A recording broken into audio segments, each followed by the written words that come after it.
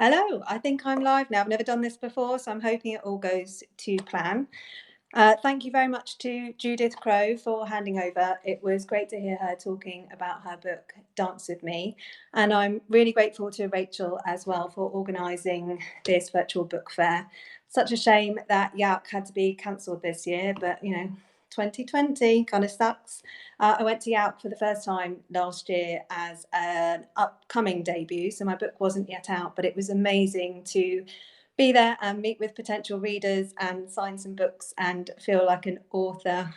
It still feels pretty weird to say I'm an author. Makes me well up and get goosebumps just thinking about it.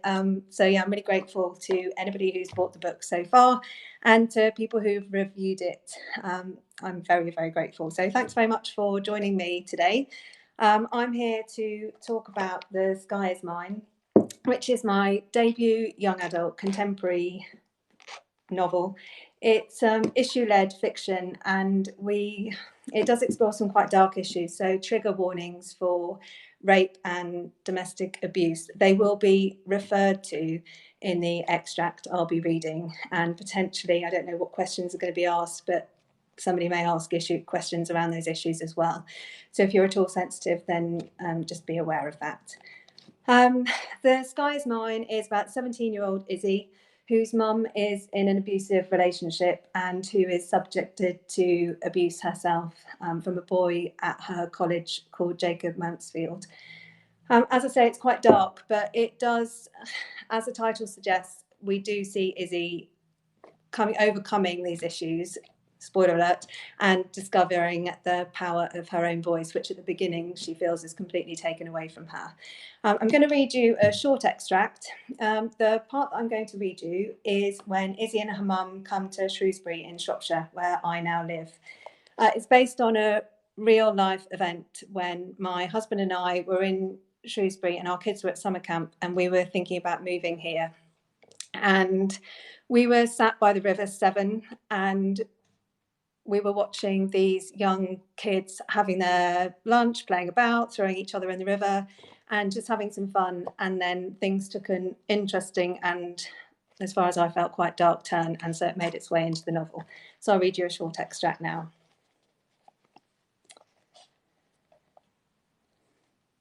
It turns out, as I absolutely already knew, Rower Boy is not the only thing I like about the river. Maybe it's the way it cuts up and connects things, or how the ducks are so easily carried along in its flow, or that the kids of the town seem equally drawn to it.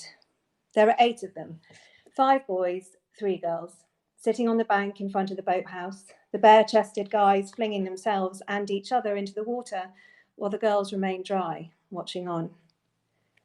I sit on the opposite bank with a Starbucks Grande hot chocolate, even though it's like 27 degrees. 2 of the group don't even bother to sidle off before kissing, totally at ease with each other's bodies, his hand holding her cheek, her leg crossed over his thigh. Despite the others milling about, the moment seems so gentle, so in tune with the lazy summer and the quiet run of the river. The opposite of everything I've known, everything I've felt. I can't take my eyes off them. My curiosity matched by my envy of how unlike me they are. The effortlessness with which they sink into each other, how she doesn't suck herself in, shrink herself back, and how their kiss seems as endless as the water, until the rest of the lads start rapping, bringing the kissing boy out of his moment and into this pack of modern-day poets, wooing their girls with their words. Only, the harder I listen, the clearer it is that they're not. Wooing, I mean. What they are doing is chanting, egging each other on with this song that honestly can't be, but literally is about rape. 5 boys stand on a riverbank in broad sunlight, singing about kicking, licking, and raping someone's little sister. The girls sit back. Maybe they've heard it before, because they're as unenraged as the dog walker who stops, and I think he's going to say something, but he's only tying his laces before moving on. His expression unchanged by the line about whorish mothers touting for Willie in London. When one of them messes up, they start over, gathering closer like sportsmen hunkering shoulder to shoulder for a pep talk on taking the other team down. The girls chat among themselves like this is normal, like it's okay for their mates, their boyfriends even, to talk like this because maybe it's just bants, right? Maybe it doesn't do any harm to say these things. Maybe sticks and stones may break our bones, but words will never hurt us. Thing is, I'm not so sure, because those embers, they're back and proper flaming, stoked by the words and searing the insides of me with their hate. It's a full-on human combustion kind of anger, my blood too hot to quench it, pumping it instead around the whole of me. And I swear if I did like the boys and jumped in the river, that too would be on fire, carrying me in this violent inferno all of its hundreds of miles to the sea. I wonder if they'd even notice, if those boys or the dog walkers would sense the changing current and the rising heat, or whether my boiling rage would be doused as the likes of Jacob Mansfield and Daniel Chambers leered from their sailing boats. It's a laugh, isn't it? Natural, isn't it? Seriously, Isabel, you're just a prude. I swear I'm going to jump in, swim over and scream, but the river seems noisier, fiercer, and is holding so much more beneath its surface than I'd imagined from the bridge, from where it had looked like a harmless flow. It's not so different from the boys in that sense. It's too big a battle. Because the boys' rap is just a part of it, right? Daniel and Jacob too. Whatever it is that makes rape a laughing matter, that makes their song palatable for the people passing by, that makes the girls not stand up and tell their mates to fuck off and never talk to or touch them again. It's just one part of something so much greater than 5 lads on a grassy bank singing about breaking a woman's spine. So maybe Grace was onto something when she bothered to go march against Trump. Maybe she was right to tell me I needed to speak up, because maybe it's all the same thing. Whatever it is that gave Jacob the right to do what he did, whatever it is that gave Daniel the strength to do what he does with his words and his hands and his power, that he wraps around Mum and me like a net in water. Whatever it is, this greater thing they're a part of, it's like the river, cutting up and connecting things, working its way through our cities and countryside until it reaches the Celtic Sea, the Atlantic Ocean, all the way to America, where a man who became president has made pussy grabbing fair game. Those embers, they're not just lit, they're wildfire. There's a fervour in them, in me.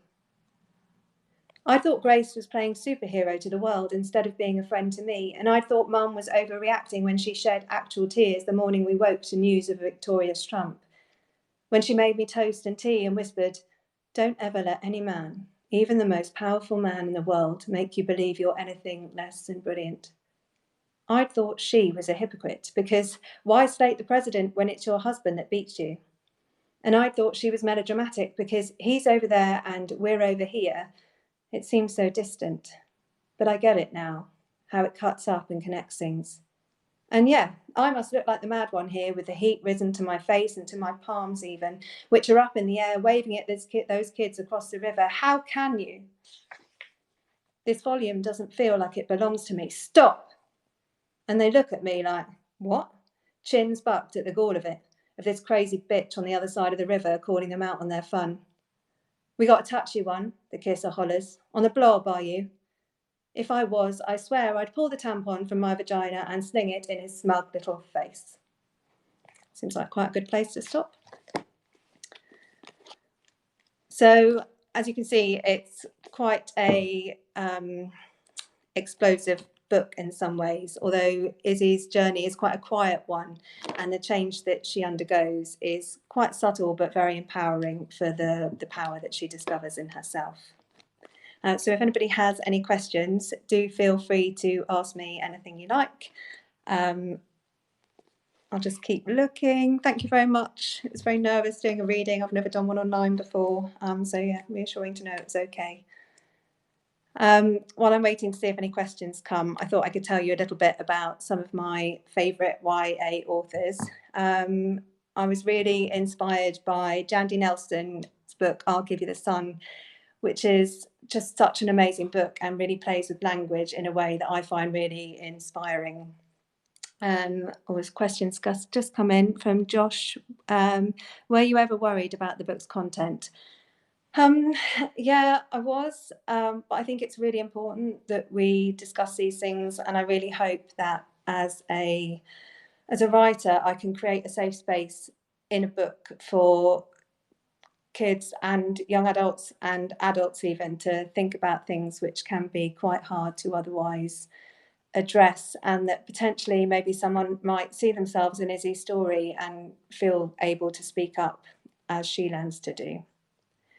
And yeah, when I've been to schools, it's been interesting to see the reaction, and positive that I've hopefully captured a true representation of what it's like for some people, but also quite disheartening that it is a true reflection of a lot of girls' experiences. So back while I wait for another question, back to some other books I've really loved. All the Bright Places by Jennifer Niven. Oh, how did you make sure the story stayed YA appropriate? So The Sky's Mine is for the upper end of YA. So I think it's suggested for 14 plus. And I think at that age you can explore some darker content and also use some more evocative language, perhaps. But I was quite careful. The scenes in which Izzy is subjected to abuse are quite carefully managed, I think. So although you know what's going on, I was very careful to not be too graphic. And it's difficult when you're writing about sex. You don't want it to be, I certainly didn't want it to be evocative in any way other than kind of that gut-wrenching pain you feel for Izzy. But it's kept quite short, and it focuses much more on how she's feeling at the time rather than the actual action of the story at that point. So other books that I've really loved, I'll fill while we wait for some questions. One of my most recent YA reads was You Should See Me in a Crown by Leah Johnson, which I listened to on audio, and the narrator was just amazing, so good, and the story itself was fantastic, really uplifting, and yeah, really good. I really recommend it. Also, I'd never read any verse novels before. Will you keep writing YA? Yes, I would really like to keep writing YA. I am writing some adult stuff as well, but I've just subbed my second YA book to my editor, so I've just got to check my laptop because I stupidly didn't put a clock, so still got a little bit of time. So I've just subbed my second book to my editor at Rock the Boat, and it was supposed to be coming out, I think, in February 2021, but it's been delayed probably because of COVID, and my writing was a bit delayed because of COVID as well. I found it very hard to write during lockdown, and I also had very severe book 2 syndrome, so even before lockdown happened I was struggling. I want to keep writing YA but move into adult fiction as well, and hopefully write them both simultaneously.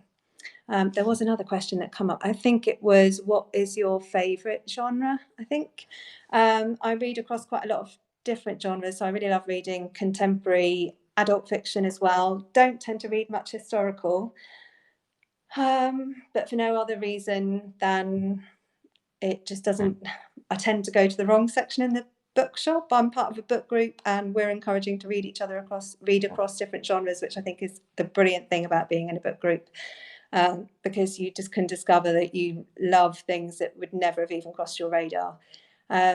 What else do I really love? I've also been reading lots of memoir recently. I only ever used to read fiction, but yeah, reading lots of non-fiction.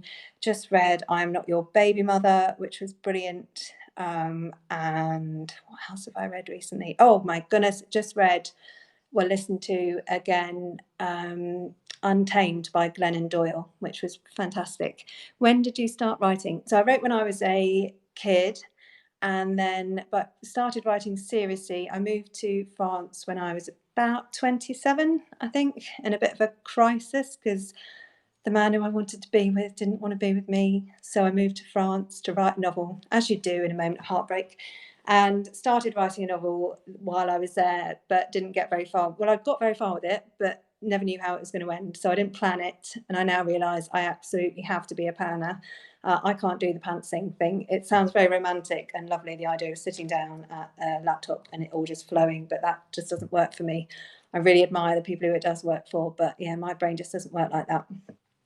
So then I had a bit of a break, wrote blogs and things like that. And it was only really when, after I'd had my children, and they were very close together, just 15 months apart, and I had a short period of time where they would nap at the same time, and I thought, well, I can either do some ironing, some cleaning, or do something I really love. And so I chose to do some writing, and I wrote some kids' books, but nothing ever really happened with those. And then I met some amazing other writers in Whitstable, where I lived at the time, who were writing long form fiction, novels. And it reminded me how much I wanted to do it. So I wrote my first novel, which was called We're All Made of Rubber, which got me an agent, but didn't get me a deal, and which was heartbreaking at the time. But that's all the stages of being a writer, I suppose. And then following from that, so how old was I then? So I must have been 35, maybe 34, when I wrote We're All Made of Rubber. And then The Sky Is Mine, I started when we first moved up to Shropshire a few years ago. So I got the deal for that 2.5 years ago. So it takes quite a long time for the whole process to come about. So yeah, I've been writing a fair while. But yeah, lots of different emotions during that process. Most of it angst, sadly. But yeah, lovely moments of joy as well. But yeah, lots of self-doubt. Do you know when your book will be available in Canada? It should be out now, actually, because it came out in the US on the 14th of July. So yeah, I think you should be able to get it in Canada. My dad lives in Canada and he has several copies. So if you can't get one, let me know and I'll have him send you one over. Do you read ebooks or paper books? A bit of both, actually. I have a Kindle and I love reading on my Kindle. My husband insisted I get one because he struggles to get to sleep at night. So when I'm reading with the lamp on, so yeah, he insisted on a Kindle, and I do love it. I love it for when I go on holidays, and I love those impulse purchases on a Kindle as well. And I've read some amazing stuff. So yeah, a real mix of conventional and ebooks.